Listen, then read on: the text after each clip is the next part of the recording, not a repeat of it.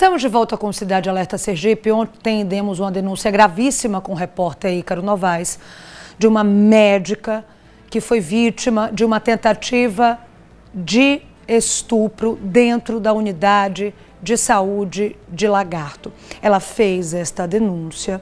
Em seguida, aqui no estúdio, nós lemos uma nota da Prefeitura de Lagarto dizendo que estava dando o suporte a ela. E em seguida, nós lemos uma nota do Conselho de Medicina de Sergipe dizendo que estava atuando no caso porque esta médica foi demitida depois da denúncia. E todos ficaram sem entender porque que a vítima seria enfim, prejudicada diante de um caso tão grave. Nós questionamos aqui ao vivo, tanto a Prefeitura quanto o Conselho, diante dos fatos, e agora sim, vamos às novidades. Primeiro, em relação à Prefeitura de Lagarto. Eles nos disseram que está acompanhando o andamento das investigações sobre a denúncia de violência sexual ocorrida em uma unidade de saúde. As imagens do local foram entregues à polícia e os servidores presentes no momento da denúncia da médica prestaram depoimento às autoridades competentes. Aí essa parte que eu acho a mais importante, que foi sobre essa questão da demissão dela.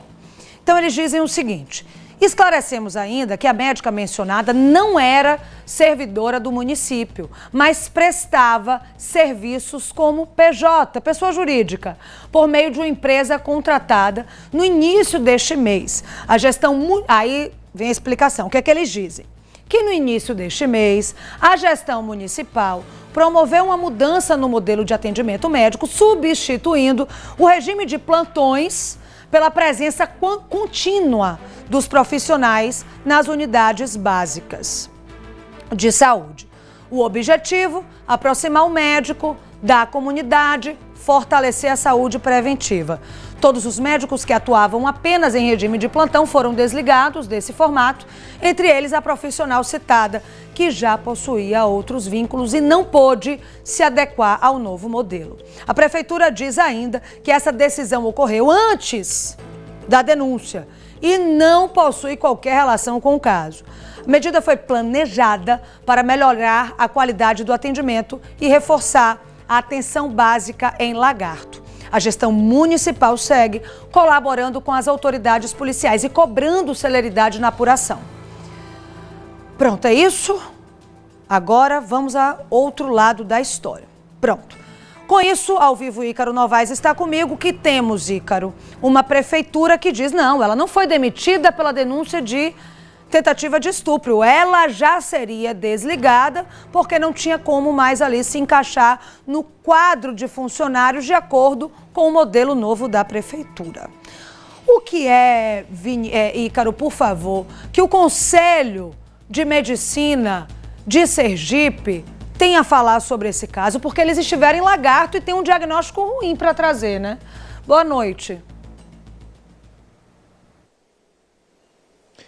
Boa noite, Mariana, mais uma vez. Boa noite para quem nos acompanha aqui no Cidade Alerta. De fato, o Conselho Regional de Medicina, nesse trabalho, após toda a indignação do caso e do descaso que foi registrado com essa médica após ela denunciar essa tentativa de estupro, o Conselho Regional de Medicina foi em loco até a unidade de pronto atendimento Padre Almeida, que fica no povoado Colônia 13, no município de Lagarto, para verificar as condições dessa unidade de pronto atendimento. De fato, o relatório que se tem, a partir dessa análise, dessa vistoria técnica dos profissionais que compõem o CREMESE, é de que falta muita estrutura e que os profissionais que trabalham lá estão desguarnecidos, estão vulneráveis a fatos como aconteceram no último dia 9 de setembro contra a médica que estava trabalhando e teve seu consultório invadido por um homem que tentou praticar o estupro contra ela.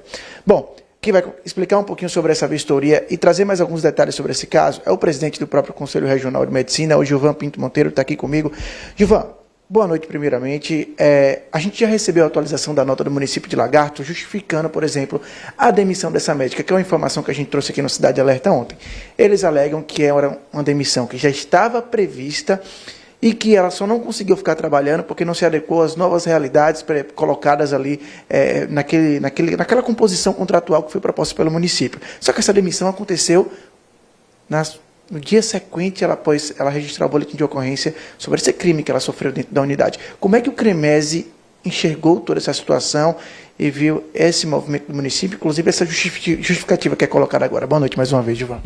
Boa noite. O que nós constatamos hoje na fiscalização é que é uma unidade básica de saúde que foi transformada num posto de atendimento de 24 horas. Então, foi transformada essa unidade num posto de atendimento sem a estrutura adequada para uma unidade de 24 horas de atendimento. Então, nós vemos uma fragilidade muito grande em relação à parte de segurança na instituição.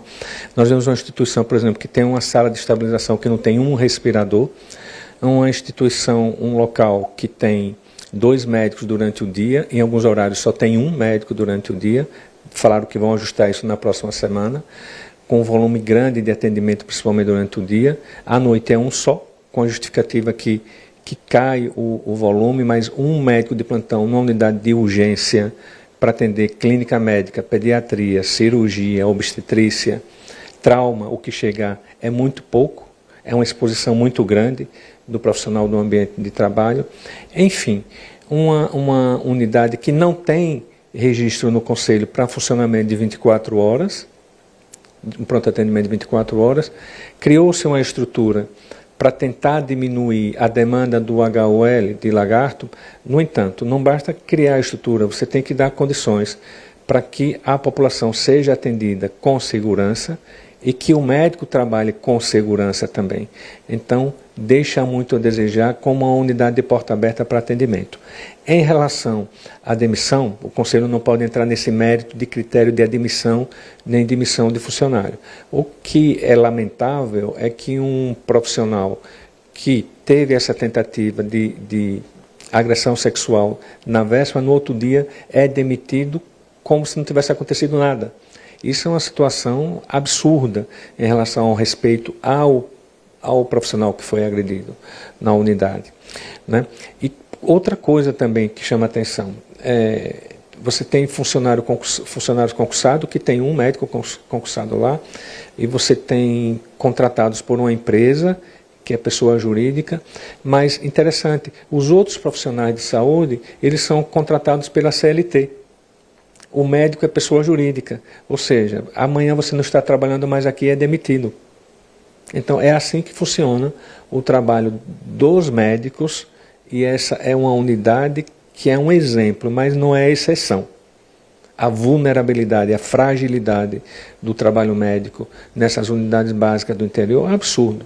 E, na grande maioria das vezes, recém-formados também, que precisam daquele trabalho e que se submetem a esse tipo de trabalho nessas unidades sem condição adequada para atender a população.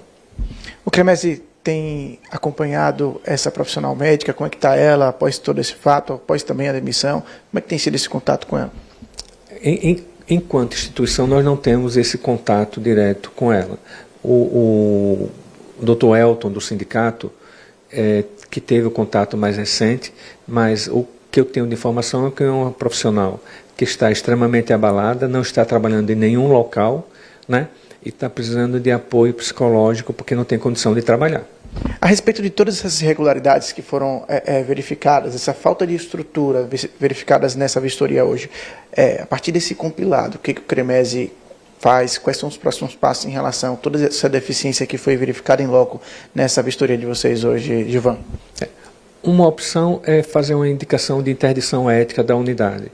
Mas isso aí, o que pode acontecer? Não é interdição ética de imediato, mas que eles corrijam os fatores de risco. Não precisa fazer interdição se os fatores de risco para a população e para o médico forem corrigidos, né? De você adequar a escala de uma maneira correta, de você suprir a unidade de materiais de uma maneira correta para que não exponha a população nem o médico.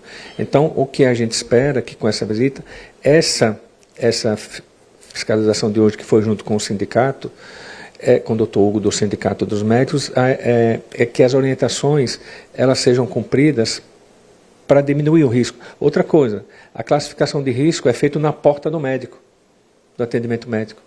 Então, o paciente entra e vai fazer a classificação de risco na frente do consultório médico.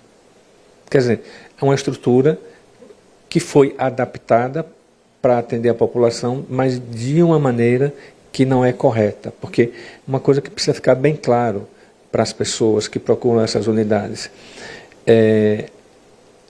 a responsabilidade por isso daí não é do médico. O médico ele é tão vítima quanto a população na hora que busca o atendimento.